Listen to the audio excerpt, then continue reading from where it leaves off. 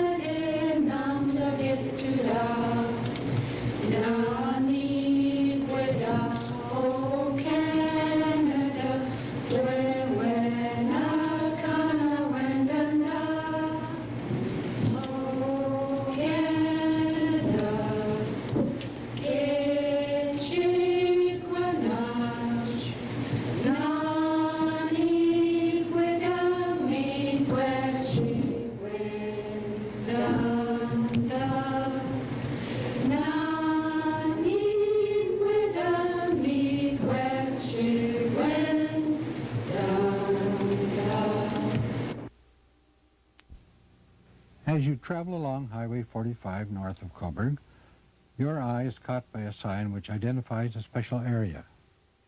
More than a quiet rural settlement, it is the home of the Alderville First Nation, Mississaugas of the Ojibwe Nation. 1836 saw an important event in our history.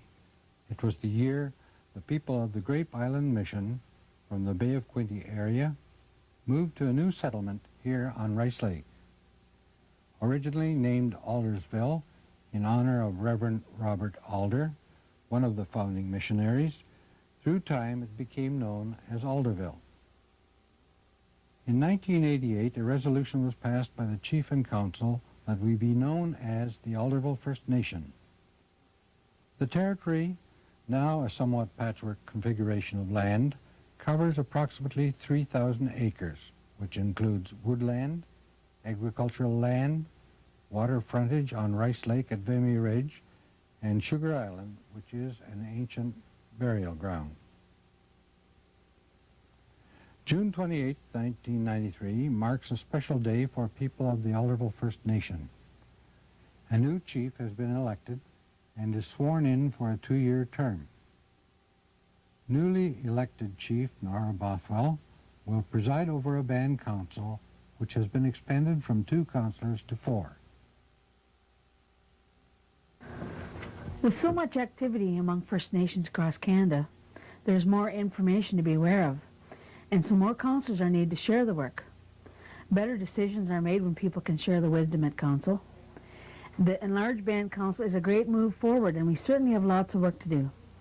I don't see how we could have managed with the little council that we had. 4 is the exact number that we need to carry on the work that's needed here at Alderville. The business of the Alderville First Nation is carried out in the administrative offices under the direction of the band administrator. Skills such as interpreting federal government acts and documents make her a valuable advisor to the council. Not only is the administration office busy, but the health services office, located in another building, has just as much activity. With all the action that occurs within these 2 office buildings, all things are carried out in a business-like manner. Employment equity is not a problem at Alderville. Several important jobs are carried out by women: a band administrator, education counselor, band secretary, and administrative assistant, economic development officer, social services administrator, child care prevention worker, community health representative, and NADAP coordinator.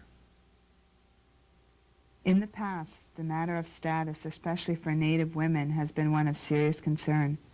A Native woman could lose her status if she chose to marry a non-status man, and yet a non-Native woman was granted status by marrying a status man. The passing of Bill C-31 in 1985 has taken some steps to correct this. Many Native women have regained their status as a result of Bill C-31. A number of our people are now coming back, establishing residence, and contributing to life here in Alderville. These developments have been steps along the way to Native self-government. There has been a great deal of discussion and uncertainty related to this subject, but it will happen soon. My name is Nancy George. I'm the community worker for Alderville First Nation, and I'm in self-government. Our reserve is one of 9 who belong to the United Indian Councils, and we're negotiating a model of self-government for our people. And the people on the reserve have to play an active part because this is for them. So that means for me that I have to go out there to the people and explain what self-government is going to mean to us. It is very important that we as a First Nation regain control over our own destiny. We know that we can do it, and only we have a total grasp of the needs of our First Nation people. Education and culture have always been matters of great interest to the people of Alderville. The Roseneath Centennial Public School provides elementary education for both Native and non-Native students in an integrated setting. Visitors to the school cannot miss references to Native culture in the decor or within the classrooms. Curriculum has been designed to foster an appreciation for Native history, culture, and language among all students, and pride for those of Native ancestry. This is portrayed in class presentations, regular classroom instruction, concerts, community achievement awards, and in 1974, an archaeological dig on Sugar Island took place under the direction of an archaeologist from the Royal Ontario Museum. Many students, and parents too, took part in the dig. New appreciation for history and new understandings among people proved to be important outcomes of this project. In 1992, Ojibwe language classes were introduced at Roseneath Centennial. Can you tell me how to say hello in Ojibwe?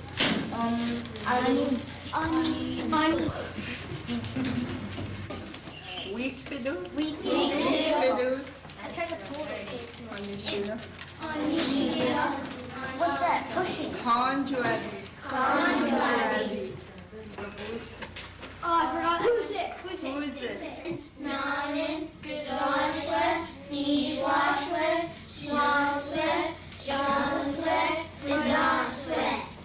Number 11, Madonsler, Shemage. I'm involved with the education of various age groups in Alderville. At the elementary level, I've been involved in getting new programs underway. Ojibwe is now being taught at the Roseneath School. These classes are enjoyed by Native and non-Native students. Last year, a career day was organized. Native people in a variety of occupations participated in this event. At the secondary level, I work with the students to assist them in making choices about their future careers. The high school students are encouraged to continue on to college and university, and the majority of them do. I also work with the college and university students and keep in touch with them during the year regarding their progress. Each year, we hold our student award presentations. The community gathers to recognize the achievements of students from junior kindergarten to university. It's an opportunity for community members to see which programs our students are graduating from and to congratulate them for their achievements. We've had good success at the elementary and secondary levels. Last year we had 11 graduates from college and university programs, including 1 graduate from law school.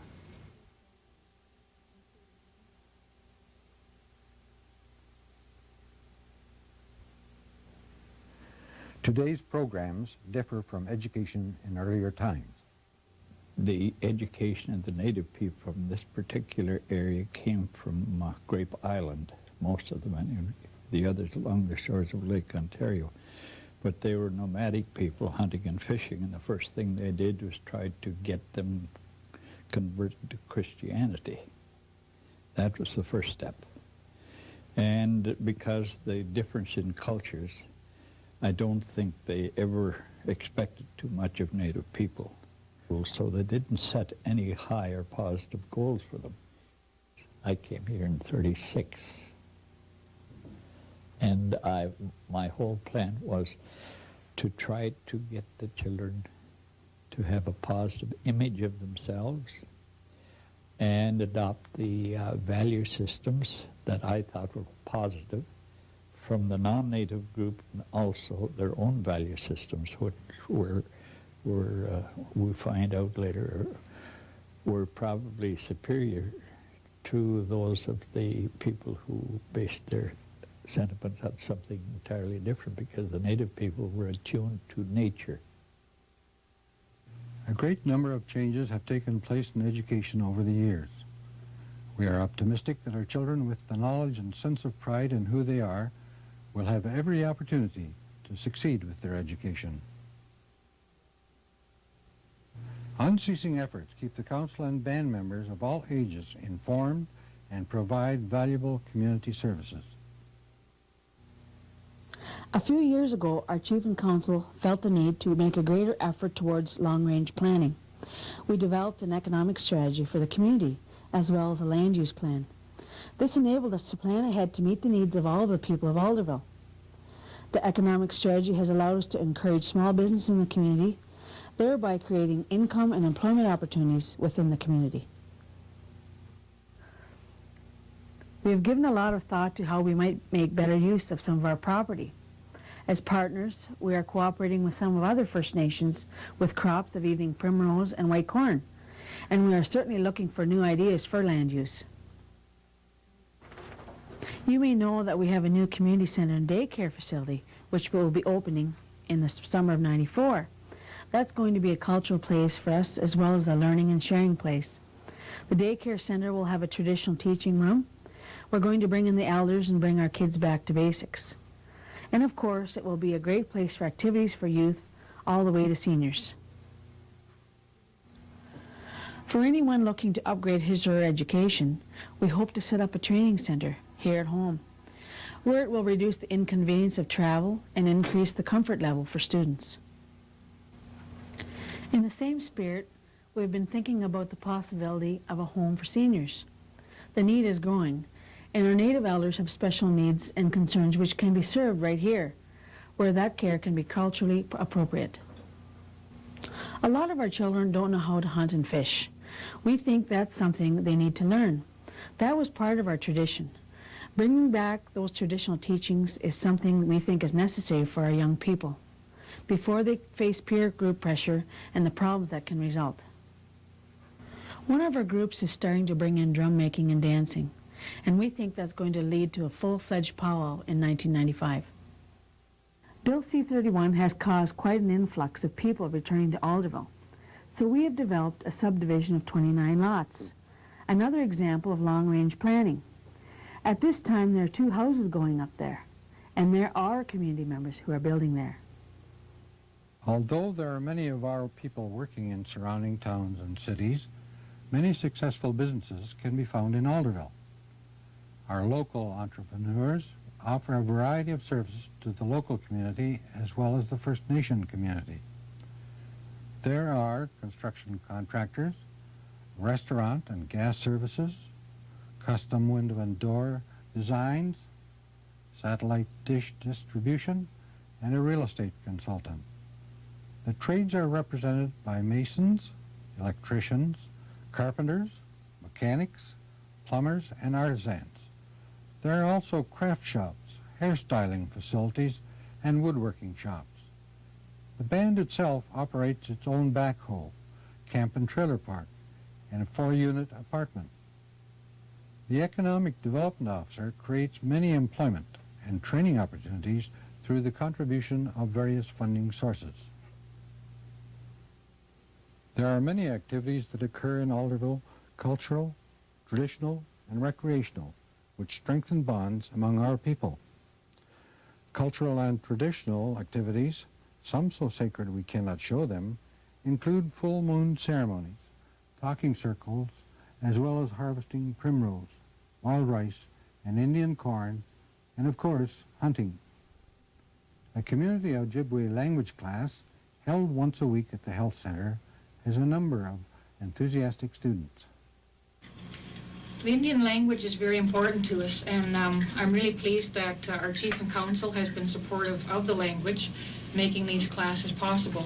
And tonight you'll hear a variety of words and sentences that the class have been working on, and see a few of the teaching techniques that really seem to be working for us.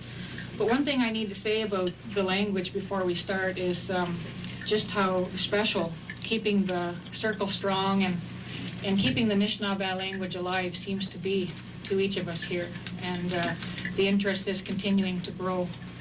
And it's in this time that we need to hold on to every little bit of culture and traditional way. We need to be open and be the teachers so that we have something to pass on to the next generation and those to come. This language is a special link to our ancestors. It's a gift, so we should honor it and enjoy it because it's a very natural part of who we are. And I really believe that every time two or more of us gather to speak it, it's the best way we can show respect and give thanks to that gift of language.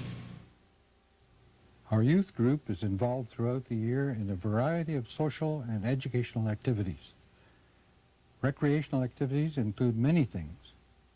Activities such as baseball games, hockey teams, dances, boating, regatta, lip sync contests, community yard sale, Halloween party, ball tournaments, Sunday school picnic, holiday bingos, community craft show and bazaar, Christmas concerts, country jamboree, wild games suppers, and a fishing derby. We look with pride to many of our people who have over the years earned reputation in areas such as sports, education, and the arts. Hal Gray, born, raised, and presently living in Alderville, is a man whose natural gifts have led him to use his creative talent in a variety of artistic forms. A known artist, he is now prepared to follow a career in early childhood education, where with the help of his puppet creation Debway, he hopes to pass on his knowledge and appreciation of his traditions to people of all age groups and all cultures.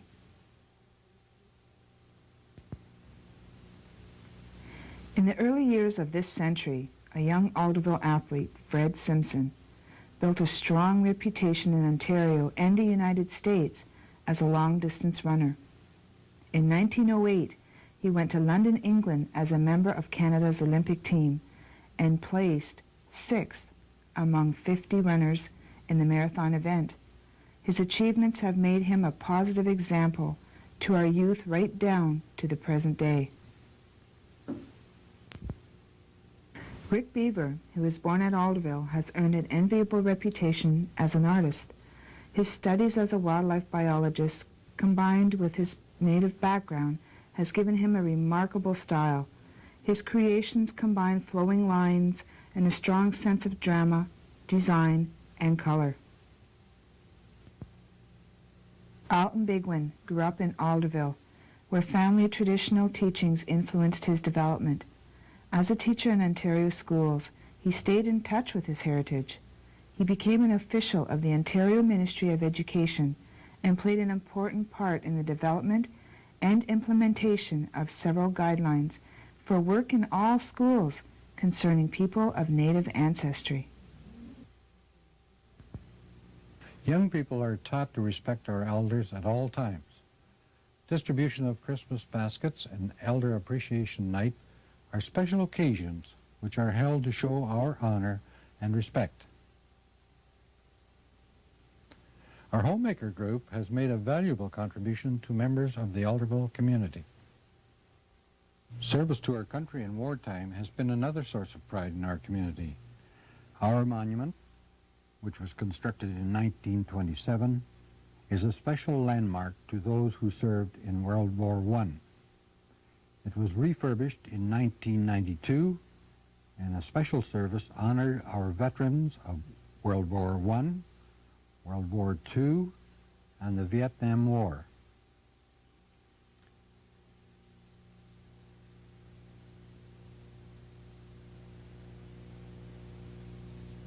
Each part of the monument has a special meaning. The cube on top, the three spheres and columns, the square base, and the surrounding cubes, even the links in the fence, have special symbolism. Alderville has, for over 150 years, been home to the Mississaugas of the Ojibwe Nation. We live here in harmony with everything: the land, the surrounding area, the neighboring First Nations, and with those within the community of Alderville. More than an attractive area on the shores of Rice Lake, Alderville is home to a people who look with pride to a heritage and culture that has been handed down to them, and who look with optimism to a future with promise of growing harmony.